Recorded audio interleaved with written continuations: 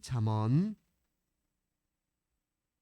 8장입니다. 8장 30절, 31절 두 절의 말씀을 보시겠습니다. 잠언 8장 30절 또 31절입니다. 잠언 8장 30절, 31절 두 절 말씀을 우리 한 목소리로 함께 봉독합니다. 내가 그 곁에 있어서 창조자가 되어 날마다 그의 기뻐하신 바가 되었으며 항상 그 앞에서 즐거워하였으며 사람이 거처할 땅에서 즐거워하며 인자들을 기뻐하였느니라. 아멘. 오늘도 주님과 함께 하루를 시작하시는 우리 모든 성도님들 하나님께서 하늘의 크신 은혜와 평화 가득 부어주시길 주님의 이름으로 간절히 기원합니다.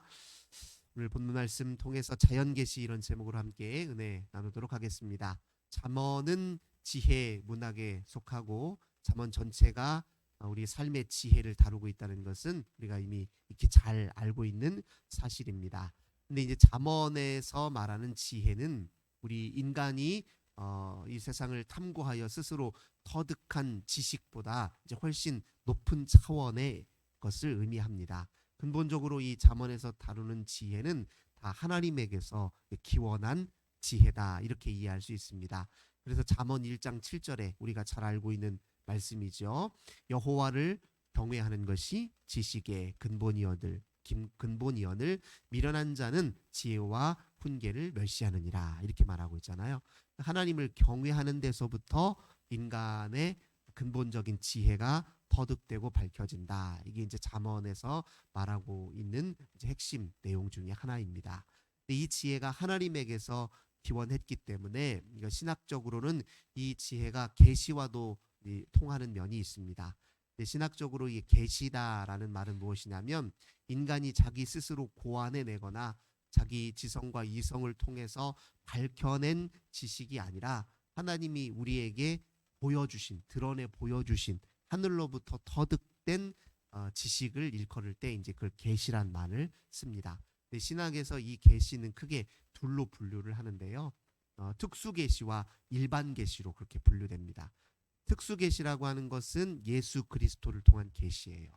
우리가 하나님이 어떤 분이시냐라고 말할 때 하나님에 대해서 가장 완전하게 가장 온전한 모습으로 또 결정적인 모습으로 하나님이 누구이신지를 보여주신 분이 바로 예수 그리스도라는 거예요. 그러니까 우리가 세상 사람들에게 당신이 믿는 하나님이 도대체 어떤 분이요? 라고 물으면 우리는 누구를 손가락으로 가리키면 됩니까? 예수 그리스도를 가리키면 돼요.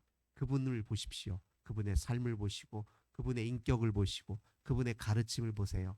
그분의 죽으심과 부활하심을 보십시오. 이렇게 얘기하면 정답을 말한 거예요. 그래서 우리는 예수 그리스도를 통한 하나님의 자기 계시를 가장 완전하고 결정적이고 또 궁극적인 계시라고 이야기합니다.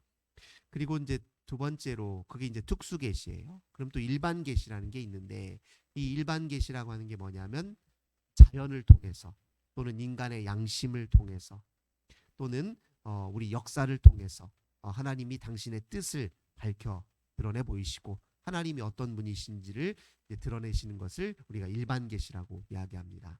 근데 특별히 이제 자연을 통해서 하나님이 누구이신지를 드러내 보이실 때 그걸 우리는 또 다시 분류하면 자연 계시라고 합니다. 잠언 또 시편, 전도서 이런 책들을 보면 이 자연 속에서 하나님의 신비를 깨닫고 그 앞에서 하나님을 찬양하고 노래하는 이야기들이 이제 가득 차 있습니다. 뿐만 아니라 이 지혜 문학뿐만 아니라 성경 곳곳에서 자연을 통해서 하나님이 당신 자신을 보여주시는 장면들이 반복적으로 등장해요. 그래서 바울은 로마서 1장 19절에서 이렇게 이야기를 합니다. 로마서 1장 18절에서 20절을 제가 읽어드리겠습니다. 하나님의 진노가 불의로 진리를 막는 사람들의 모든 경건하지 않음과 불의에 대하여 하늘로부터 나타나나니 이는 하나님을 알만한 것이 그들 속에 보임이라. 하나님께서 이를 그들에게 보이셨느니라. 창세로부터 그의 보이지 아니하는 것들 곧 그의 영원하신 능력과 신성이 그가 만드신 만물에 분명히 보여 알려졌나니 그들이 핑계하지 못할지니라. 이렇게 이야기하고 있습니다. 하나님의 영원하신 능력과 신성이 만물 속에 자연 속에 깃들어져 있기 때문에 자연만 잘 살펴 헤아릴 줄 알아도 하나님이 어떤 분이신지 또 하나님의 신비 하나님의 존재에 대해서 부정할 수 없다. 이제 로마서에서 바울이 그렇게 얘기합니다. 이런 이야기를 하는 것은 바로 유대인이 아니더라도 이방인들도 하나님을 부정하는 것이 떳떳한 일 아니다. 그런 이야기를 하려고 이제 그런 맥락 속에서 이야기를 하는 거예요. 그러니까 유대인들이 하나님을 믿는 것은 당연한 일이고 이방인들은 하나님을 부정하는 게 당연한 것처럼 얘기하지 말라는 거예요.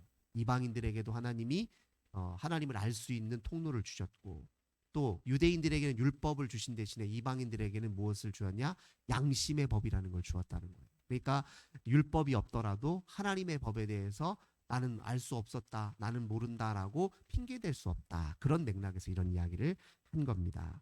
그리고 우리가 잘 아는 것처럼 욥기도 보세요. 욥기도 이제 지혜 문학 중에 하나로 분별이 되지만 욥이 이제 하나님 앞에 자기가 당한 고난의 의미를 알 수 없어서 괴로워하면서 하나님 앞에 이런저런 이야기를 토로했을 때 욥기 38장에 하나님이 이제 드디어 당신이 욥에게 말씀하시는 장면이 나오는데 그때 38장 1절에 보면 하나님이 폭풍우 가운데 욥에게 말씀하신다 이렇게 얘기를 해요.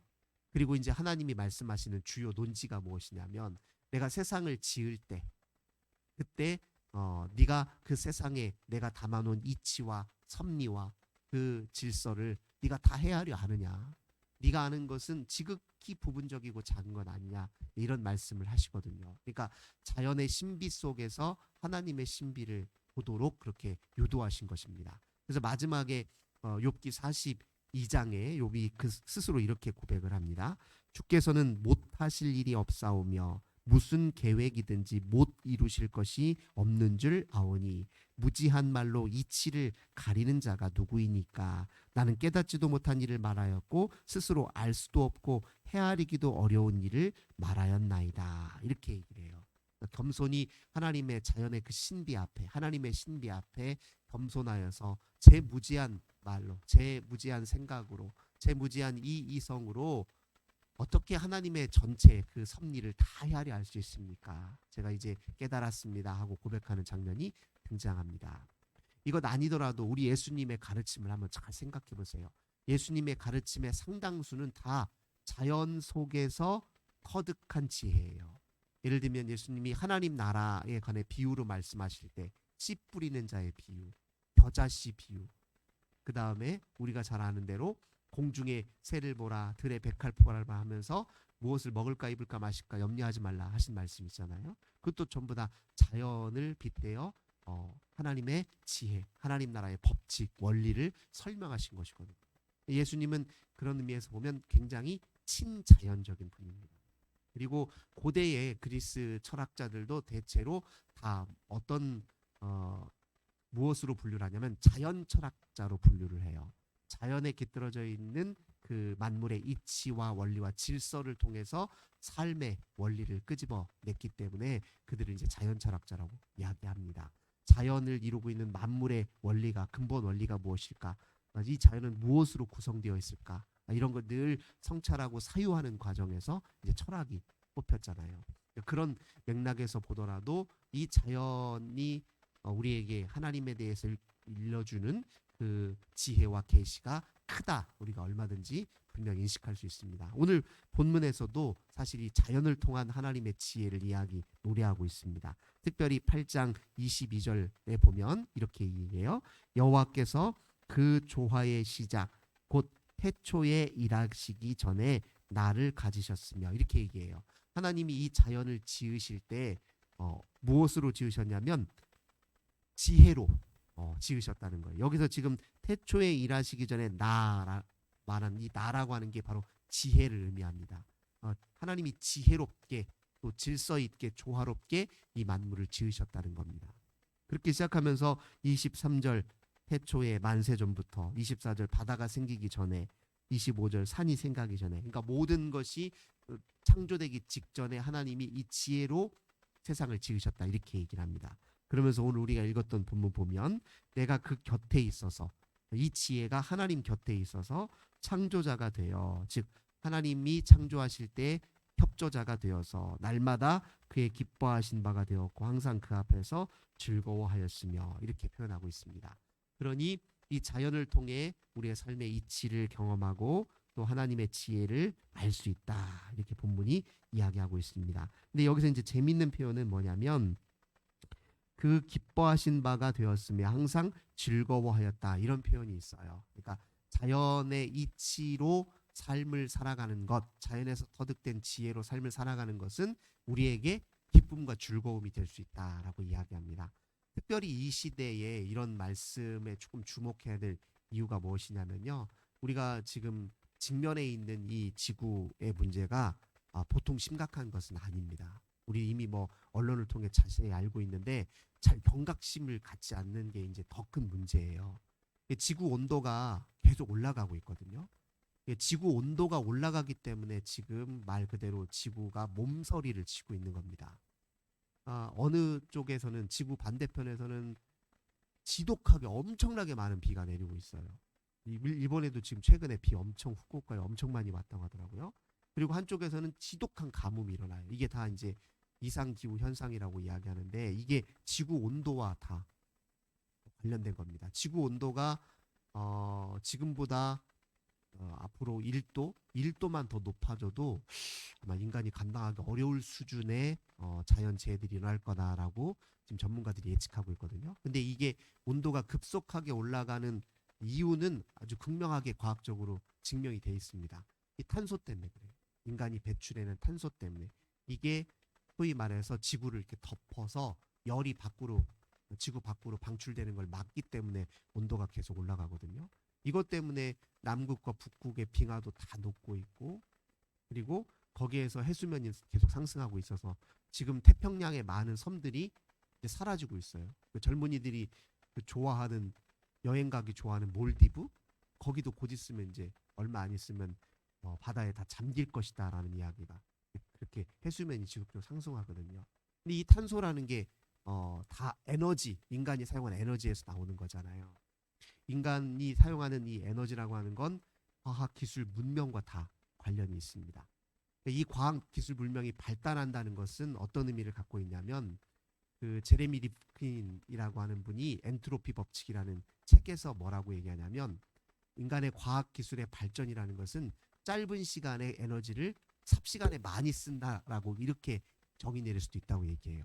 근데 에너지는 한번 사용하면 더 이상 사용 못합니다. 그게 이제 에너지 제2법칙이라고 얘기를 합니다. 연력학 제2법칙이라고 하는데 에너지는 사용할 수 있는 상태에서 사용할 수 없는 상태로 전환돼요. 그러니까 그 반대로는 역으로는 불가능해요. 그러니까 우리가 사용하는 에너지는 계속 빠르게 사용하면 사용할수록 고갈될 뿐이에요. 지금 우리가 쓰고 있는 석유도 언젠가는 고갈될 거란 말이죠. 또 이 석유가 또 이산화탄소의 주범이기도 하고요. 그러니까 에너지를 빠른 시간 안에 많은 양을 쓰게 만드는 게 이게 이 자연 기술의 발달이고 과학 기술의 발달이라는 거예요. 그러니까 에너지 측면에서 보자면 그렇다는 겁니다. 그러니까 그 사람이 결론적으로 무엇을 얘기하냐면 인간은 속도를 좀 늦출 필요가 있다. 삶의 속도를.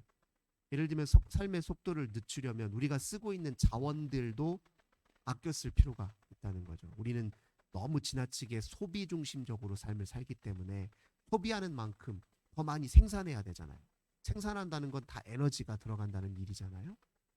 그리고 과학이 발달하면 무조건 좋을 것 같지만 과학이 발달하면 또 상대적으로 그림자도 있습니다. 뭐냐면은 사람 일자리도 점점 사라져요. 사람이 해야 될 일들을 기계가 대신하고 기술이 다 대신하게 되면 일자리가 부족해지는 거죠. 그래서 어떤 학자들은 중간 기술이라는 말을 이제 만들어내서 하는 이야기가 뭐냐면 우리가 어떤 첨단 기술을 개발할 수 있다고 해서 거기에 너무 집착하지 말고 사람이 사람답게 일하고 서로 협력해서 일할 수 있는 정도로만 활용하자는 거예요. 인간을 다 대체하는 기술을 막 개발한다고 좋을 것 하나 없다는 거죠. 사람은 그렇게 같이 서로 일하면서 또 일 그 자체가 사람에게 주는 그 기쁨과 만족과 행복이 있잖아요. 그러니까 기술이 사람을 대체할 정도까지 발달하거나 그걸 활용하는 것은 그게 사람에게 과연 이로울까라는 이제 철학적 질문을 제기하면서 이야기하는 겁니다. 그러니까 중간쯤 정도로만 활용하는 정도로 하자 이렇게 이야기하는 사람도 있어요. 그러니까 우리가 지금 하는 우리의 생활의 이 속도가 지나치게 빠르고, 즉 다른 말로 하자면은 자연의 자기 재생 능력과 자연의 흐름에 역행하는 정도로 너무 지나치게 빠르기 때문에 발생하는 문제들이 있기 때문에 다시 자연의 속도에 맞추어 사는 법을 터득해야 된다. 이런 이야기를 하는 사람들도 있습니다. 근데 그런 의미에서 보면 이 자연이라고 하는 것이 사람의 삶의 어떤 새로운 전환점을 마련하기 위한 지혜가 또 기준이 될 수 있다. 이렇게 이해할 수 있을 것입니다. 그리고 우리가 이제 개인적으로도 그래요. 꼭 이렇게 사회 문제뿐만 아니라 개인적으로 자기 영성을 위해서도 자연과 깊이 있는 관계를 맺는 것도 굉장히 자기 마음에 중요한 또 삶의 좋은 이점이 될 수 있습니다. 예를 들면 우리가 자연을 영어로 네이처라고 말하잖아요. 이 네이처라고 하는 건 두 가지 의미를 가지고 있어요. 자연이라는 뜻도 가지고 있고 본성이라는 뜻도 가지고 있습니다. 자연은 어떤 특별한 면이 있냐면 본성 그대로 존재해요. 본성 그대로. 다른 말로 하자면 하나님의 목적 그대로 존재합니다. 창조의 목적 그대로 존재해요. 그런데 자연을 이렇게 살펴보면 우리는 그것에 비추어 우리 삶을 보잖아요. 그럼 과연 우리는 하나님이 창조하신 나를 지으실 때 하나님의 그 창조의 목적과 섭리에 부합되어 살아가고 있느냐, 이렇게 스스로 질문할 때 아닌 경우가 많다는 거예요. 우리는 하나님의 목적을 거슬러 살 때가 많다는 거죠. 하나님의 형상대로 우리가 지음받은 존재인데 그 형상대로 하나님이 지으실 때 우리를 바라보실 때 기대하시고 목적하신 바 그대로 살지 아니하고 그저 자기 뜻대로, 그리고 하나님이 아닌 우상을 섬기는 방식으로 삶을 산단 말이죠. 그러니까 우리가 자연과 접하는 과정에서 우리는 우리 스스로의 본질로 다시 되돌아올 수 있도록 자연을 통해서 거울을 비추어 보면서 우리 스스로 자기 자리를 되찾을 수 있는 힘을 또 얻을 수 있습니다. 그런 의미에서 자연과 벗하는 과정에서 우리가 하나님의 본성을 회복하는 그런 은혜도 누릴 수 있다. 그렇게 이해할 수 있을 것입니다. 특별히 오늘 하루 시작하실 때 우리가 하나님이 지으신 이 아름다운 창조 동산을 이렇게 바라보시면서 우리 하나님의 은혜도 이렇게 되새기실 삶의 여유를 좀 가지셨으면 좋겠습니다. 우리가 하는 일 속에 너무 분주하게 바삐 움직일 것이 아니라 하늘을 바라볼 때 하나님의 신비를, 또 이 자연의 모든 생명력을 바라볼 때 우리에게 허락하신 이 생명은 저렇게 자유롭고 건강하게 조화롭게 그렇게 우리 사람의 생명, 내 사람됨을 잘 이루고 사는지 그렇게 되돌아보면서 오늘 하루를 자연과 보탐으로 하나님과 사귀는 복된 날 되시길 주님의 이름으로 기원합니다. 참 좋으신 주님 감사드립니다. 우리는 하나님께서 우리에게 보여주시는 갖가지 하나님의 지혜와 또 지식을 우리가 마음만 먹으면 얼마든지 깨달아 알 수 있을 텐데 우리가 무엇에 그렇게 분주하고 바쁜지, 하나님과 교제하는 일이 아니라 그저 내 욕망을 채우고 이루고 그리고 세상의 풍속을 쫓는 일에만 너무 바삐 움직이는 것은 아닌지 우리 자신을 되돌아봅니다. 하나님, 이렇게 바삐 사는 것이 하나님이 주신 이 창조 동산을 병들게 하고 또 우리 스스로도 하나님 영적으로 병들게 하고 있는 것은 아닌지 되돌아봅니다. 하나님께서 이 자연을 통해 우리에게 주신 그 지혜와 또 삶의 새로운 원리에 다시 눈을 떠서 우리가 하나님 앞에 보다 더욱더 복된 모습으로 또 온전한 삶으로 또 조화로운 삶으로 또 자연을 하나님께서 맡겨주신 이 자연을 잘 돌보고 또 아끼는 마음으로 그렇게 삶을 전환할 수 있도록 은혜 베풀어 주시옵소서. 하나님이 우리에게 주신 사명 그대로 우리가 오늘 우리의 삶을 살아갈 수 있도록 은혜 허락하여 주옵소서. 주 예수님의 이름으로 간절히 기도드립니다. 아멘. 오늘도 환우들을 위해서, 우리 가정의 자녀들을 위해서, 또 우리 교회와 이 세상 그리고 고통당하는 이웃을 위해서 간절히 기도하겠습니다.